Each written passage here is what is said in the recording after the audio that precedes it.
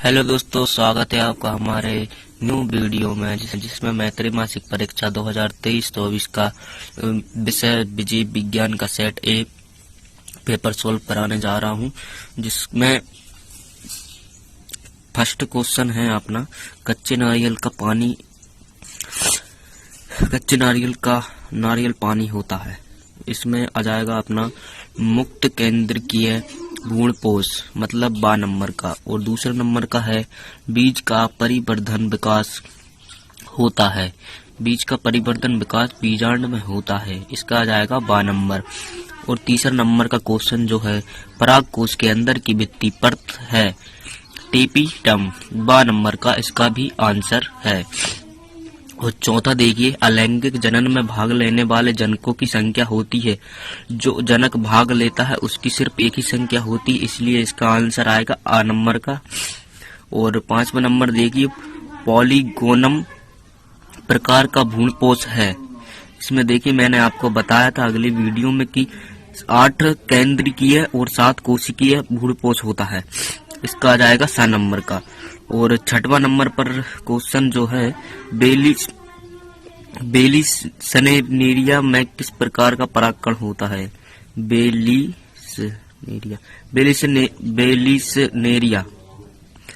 बेलिसनेरिया में किस प्रकार का परागण होता है, तो इसमें जल परागण होता है। 12 नंबर का इसमें सही आंसर होगा। आइए अब क्वेश्चन नंबर 2 रिक्त स्थानों पर मिलिए। फर्स्ट है अपना अंडाणु जनन द्वारा एक अंडाणु जनन से खालिस्तान ध्रुव कोशिकाएं बनती हैं। इसमें 2 कोशिकाएं बनती हैं। दूसरा नंबर का देखिए, शुक्राणु के खालिस्तान भाग में माइटोकॉन्ड्रिया होता है, ग्रीवा होता है इसमें। और आप देख लीजिएगा, अगर गलत आंसर हो तो आप मिलाकर एक बार मैम से पूछ लीजिएगा, आपके क्लास टीचर से।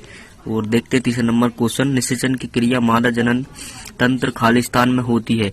इसमें होती है फैलोपियन नलिका में होती है। चौथा नंबर का देखिए, भ्रूण और गर्भाशय के बीच समवाहिनी संपर्क बनाने वाली रचना खालिस्तान कहलाती है, अपरा कहलाती है। अब मिलते हैं इसकी 5वां नंबर के पे। हमारे रिक्त स्थान का 5वां नंबर का क्वेश्चन देखिए, नर एवं स्त्री के युग्मक के संलयन को खालिस्तान कहते हैं, निषेचन कहते हैं। इसमें निषेचन ही आएगा। वो 6वां नंबर देखिए, खालिस्तान द्वितीयक शुक्र कोशिकाओं से 200 शुक्राणु बनेंगे। इसमें आएगा 50 द्वितीयक शुक्र कोशिकाओं से 200 शुक्राणु बनेंगे। अब देखिए असत्य और सत्य देखिए। फर्स्ट अपना सत्य है इसका, और दूसरा भी सत्य है। तीसरा नंबर का असत्य है, चौथे नंबर का सत्य है, और 5वें नंबर का तो करना ही नहीं है क्योंकि इसमें 6 करना है। तो नीचे वाला देख लीजिएगा, जीन विनिमय की क्रिया पैंकेटीन अवस्था में होती है, ये है सत्य। ठीक है, अब आइए 4था नंबर पर सही जोड़ियां में देखते हैं। सही जोड़ियां आप देख सकते हैं, स्क्रीनशॉट मान लीजिएगा, और अगर वीडियो अच्छी समझ में नहीं आती हो तो क्वालिटी इसकी बढ़ा लीजिएगा। फर्स्ट नंबर का आएगा ए, सेकंड का आएगा डी नंबर का आएगा इसमें, और 3 नंबर का आएगा मोनोसोमी सी नंबर का आएगा इसमें, और चौथा नंबर समापन कोडोन का आएगा बी नंबर का। 5वां नंबर का आएगा आरंभ कोडोन का ई नंबर का। ठीक है, ये सही जोड़ी आपकी हो गई। अब एक वाक्य में और देख लीजिएगा, एक वाक्य में उत्तर लिखिए। ठीक है, यदि डीएनए अणु में साइटोसिस 18% है तो एडेनिन का प्रतिशत कितना होगा? 32% होगा। दूसरा नंबर, डीएनए का पूरा नाम आप देख लीजिएगा, मैंने गलत लिख दिया, मोनोट्रोपा, तो सेट यहाँ वहां हो गया था इसलिए। अब देखिए तीसरे नंबर का देखिए, 5 करना है इसमें। ऊर्जा प्रवाह के प्रत्येक स्तर पर कितने प्रतिशत का ऊर्जा ह्रास होता है? तो इसमें ऊर्जा ह्रास 90% का होता है। और चौथा नंबर देखिए, एक मृतपोषी जीव का नाम बताइए। मोनोट्रोपा, ये है मृतपोषी जीव का नाम, मोनोट्रोपा। 5वां नंबर देखिए, तालाब के इकोसिस्टम में ऊर्जा का पिरामिड किस दिशा में होता है? सीधी दिशा में होता है। अब आइए प्रश्न नंबर क्रमांक 6 पर, ये मैं आपको कॉपी में नोट्स में बताता हूँ।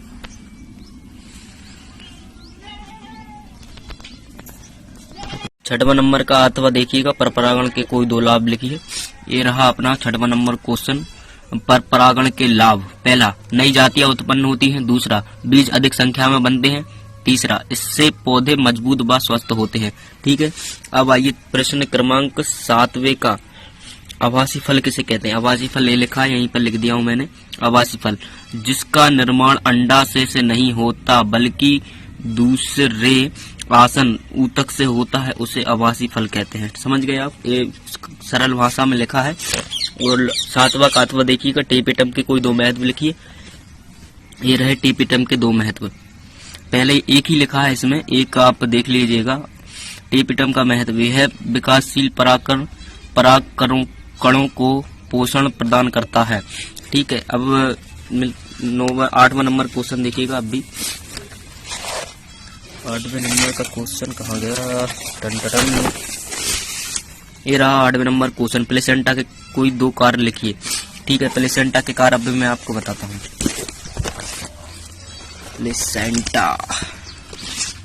प्लेसेंटा के कोई 2 कार्य लिखिए, मैंने 3 लिख दिए। प्लेसेंटा का बच्चे की सुरक्षा में मदद करना होता है, दूसरा बच्चे को ऑक्सीजन और पोषण तत्व प्रदान करना, और तीसरा आपके बच्चे को प्रतिरक्षा प्रदान करना।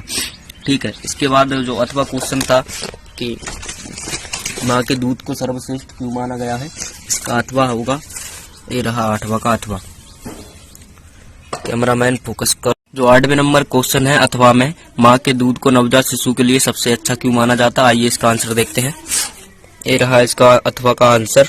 माँ के दूध में आवश्यक पोषण तत्व, खनिज, विटामिन, प्रोटीन, वसा, एंटीबॉडी और ऐसे प्रतिरोधक कारक मौजूद होते हैं जो नवजात शिशु के संपूर्ण विकास और स्वास्थ्य के लिए जरूरी है, इसलिए इसे नवजात शिशु के लिए सबसे अच्छा माना जाता है। ठीक है, अब इसके मिलिए क्वेश्चन नंबर 9। एक संकर क्रॉस को परिभाषित कीजिए। ये मैंने किया नहीं हूँ, आप मिलिए मेरे को। ये रहा 10वां नंबर का क्वेश्चन। अनुवांशिक कूट की कोई 2 विशेषताएं लिखिए। आ जाइए इसके आंसर देखते हैं। अनुवांशिक कूट की कोई 2 विशेषताएं लिखना था, मैंने 3 विशेषताएं लिख दिया हूँ। देख सकते हैं आप, इसमें जो भी आसान लगे वो लिख लेना। यह सदैव सार्वभौमिक है, सार्वभौमिक होते हैं, इसमें शुरू और बंद प्रकूट होते हैं। ठीक है, तीसरे नंबर का देखिए कि यह गैर अतिव्ययी, गैर संदिग्ध और अब अनवरत कूट है। ठीक है, अब इसका 8वां नंबर क्वेश्चन देखते हैं। इसका 10वां नंबर का 8वां नंबर क्वेश्चन। डीएनए फिंगरप्रिंट के 2 उपयोग लिखिए। डीएनए फिंगरप्रिंट के 2 उपयोग है। आपराधिक मामलों, बलात्कार को पहचानने के लिए किया जाता है। इसके द्वारा माता पिता या व्यक्तिगत पहचान को निर्धारित करने के लिए इसका प्रयोग होता है। ठीक है, अब मिलते हैं इसके 11वां नंबर क्वेश्चन में, जो है कि अपशेषी अंग किसे कहते हैं और समजात अंग किसे कहते हैं। 8वां का है ना, तो अब मिलिए अपशेषी अंग से। जीवों के शरीर में कुछ ऐसे अंग पाए जाते हैं जिनकी शरीर में कोई आवश्यकता नहीं होती है तथा उन्हें ही अपशेषी अंग कहते हैं। और इसका 11वें नंबर का मिलिए 8वां नंबर का क्वेश्चन, समजात अंग। समजात अंग ये रहा 8वां का। वे अंग जो संरचनात्मक डिजाइन और उत्पत्ति में समान होते हैं, यानी एक ही संरचनात्मक संरचना लेकिन कार्यों में भिन्न भिन्न होते हैं, उन्हें समजात अंग कहते हैं। उदाहरण के लिए मैंने लिख दिया हूँ, मेंढक के अग्रपाद, पक्षी के पंख, चमगादड़ के पंख। अब मिलिए क्वेश्चन नंबर हमारा कौन सा रहा, 12वां नंबर का है, जो कि मैंने किया नहीं हूँ। तो 13वां नंबर का क्वेश्चन देखिए आप। अंतर है इसमें, ये रहा वो अंतर।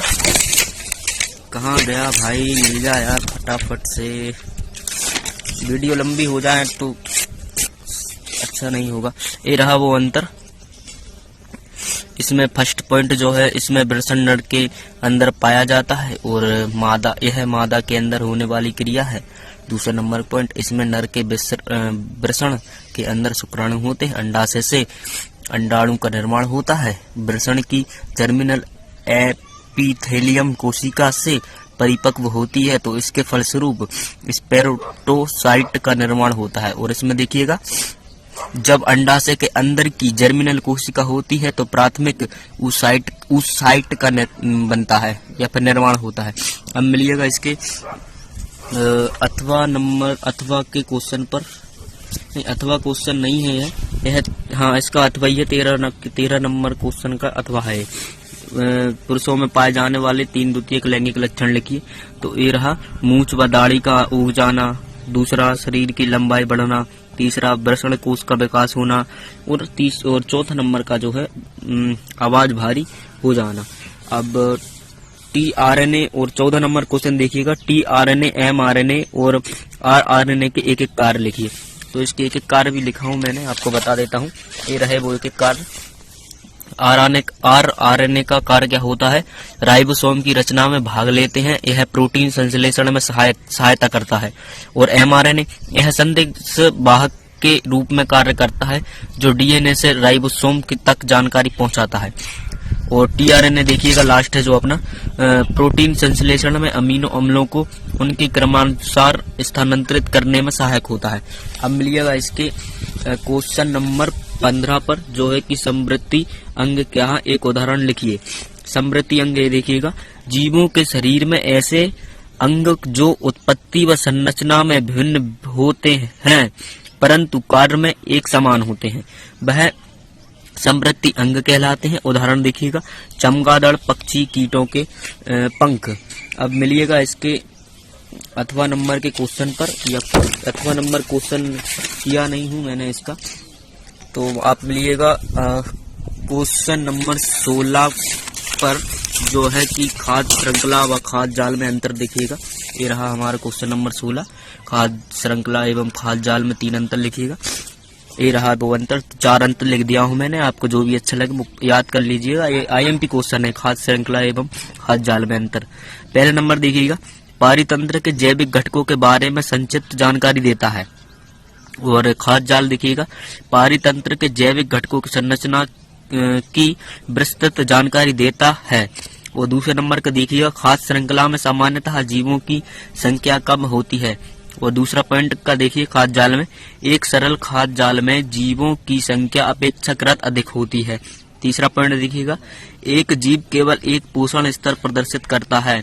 और खाद्य जाल देखिएगा, एक जीव एक से अधिक पोषण स्तर प्रदर्शित करता है। और चौथा नंबर पॉइंट है जो लास्ट है, ऊर्जा प्रवाह की गणना सरल होती है। और खाद्य जाल में देखिएगा, ऊर्जा प्रवाह की गणना जटिल होती है। ठीक है, ये हो गया हमारा क्वेश्चन नंबर 16 का। अथवा रह गया है अभी। अथवा देखिएगा, इसका अपघटन किसे कहते हैं, अपघटन की क्रिया के विभिन्न चरण लिखिए।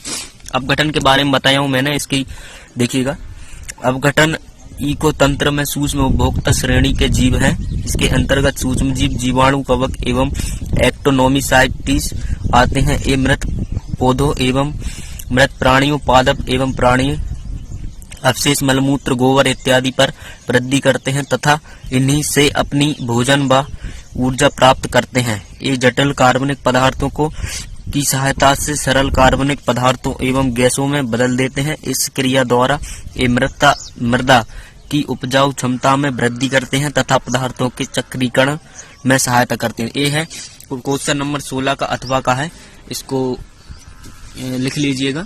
अब आते हैं क्वेश्चन नंबर 17, जो कि मैंने शायद नहीं लिखा हूं। और अब मिलते हैं क्वेश्चन नंबर 18 के 18 पर। क्वेश्चन नंबर 18 पर मिलते हैं। क्वेश्चन नंबर 18 कहाँ गया अपना? हाँ, ये रहा क्वेश्चन नंबर अपना। एक क्वेश्चन नंबर 18 नहीं है, एक क्वेश्चन नंबर 20 का अथवा है, नर युग्मकोभिद और मादा युग्मकोभिद में अंतर। देखिएगा, पहला, इसमें कोशिका द्रव्य सूक्ष्म मात्रा में पाए जाते हैं, सूक्ष्म। और दूसरा देखिएगा मादा युग्मक का, इसमें कोशिका द्रव्य अधिक मात्रा में पाया जाता है। और दूसरा पॉइंट देखिएगा, इसका निर्माण वृषण में होता है, इसका निर्माण अंडाशय में होता है। नर युग्मक गतिशील होता है, मादा युग्मक का अगतिशील होता है। और चौथा नंबर का देखिएगा, नर युग्मक तर्क रूपी होता है, मादा युग्मक गोल होता है। और 5वां नंबर लास्ट जो है अपना है, इसमें तरक काय पाया जाता है, इसमें तरक काय नहीं पाया जाता है। ठीक है, और इसका क्वेश्चन नंबर देखिएगा 18 का, जो कि है कि मानव जीनोम परियोजना की विशेषताएं लिखिए। ये रहा वो क्वेश्चन, अभी मैं आपको बता देता हूँ। ये रहा वो क्वेश्चन, मानव जीनोम की 4 विशेषताएं लिखिए, डीएनए तथा आरएनए में कोई अंतर लिखिए, अथवा वाला है। तो आइए हम देखते हैं कौन सा, मानव जीनोम की 4 विशेषताएं। ये रहा मानव जीनोम की 4 विशेषताएं। मानव जीनोम के संगठन, संरचना एवं कार्यों का अध्ययन किया जाता है। मानव जीनोम के न्यूक्लियोटाइड का पूर्ण रूप निर्धारण करना निर्धारित करता है। मानव का जेनेटिक लिंकेज मैप तैयार करना होता है। और चौथा नंबर जो लास्ट है, मानव जीनोम में संबंधित डाटाबेस तैयार करना होता है। अगर आपको वीडियो में अगर क्वेश्चन आंसर समझ में नहीं आ रहा है तो वीडियो की क्वालिटी बढ़ा लेना, जो अच्छी समझ में जाएगा। और ये देखिए क्वेश्चन नंबर 18 का अथवा डीएनए तथा आरएनए में अंतर। ये रहा डीएनए आरएनए में अंतर। डीएनए में इसमें डीऑक्सी शर्करा होती है, आरएनए में इसमें राइबो शर्करा होती है। और डीएनए का दूसरा पॉइंट देखिएगा, यह सामान्य जेनेटिक पदार्थ होता है और आरएनए यह कुछ वायरसों से जेनेटिक पदार्थ होता है। डीएनए में दो सूत्र होते हैं और आरएनए में एक ही सूत्र होता है। मैंने यहाँ पर अकेला लिखा हुआ हूँ, यहाँ पर आप एक भी लिख सकते हैं और अकेला से भी काम चल जाएगा। और चौथा नंबर पॉइंट देखिए, यह केवल एक प्रकार का होता है और आरएनए 3 प्रकार का होता है। अभी मैंने आपको जो क्वेश्चन बताया था, आरएनए 3 प्रकार का होता है, टी आरएनए, एम आरएनए और आर आरएनए। ठीक है, और बाकी सभी क्वेश्चन मैंने करा दिया हूँ, बाकी हो गया है सब। और ठीक है, मैंने सब क्वेश्चन करा दिए और जो भी क्वेश्चन रह गए होंगे उसकी मैं पार्ट 2 वीडियो बनाकर आपको सेंड कर दूंगा। आप कमेंट में बता दीजिएगा कौन सा क्वेश्चन रह गया है, गलती से रह गया होगा तो। ठीक है, अब मिलते हैं इसकी नेक्स्ट वीडियो में। और हमारे यूट्यूब चैनल को सब्सक्राइब कर इस वीडियो